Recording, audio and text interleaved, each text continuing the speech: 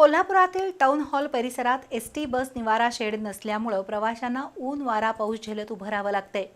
प्रवाशांची गैरसोय दूर करण्यासाठी इनरव्हील क्लब ऑफ कोल्हापूरच्या वतीनं राजर्षी छत्रपती शाहू समाधी स्थळासमोर प्रवाशांसाठी निवारा शेड उभारण्याची तयारी आहे।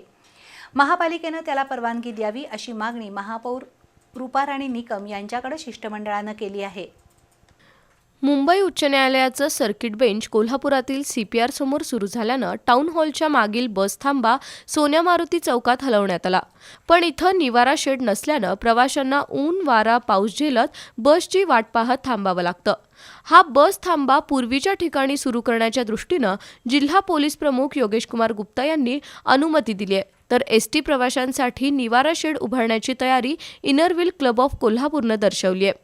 त्यासाठी क्लबच्या शिष्टमंडळानं महापौर रूपाराणी निकम यांची भेट घेऊन निवारा शेड उभारण्यासाठी परवानगी द्यावी अशी मागणी केली।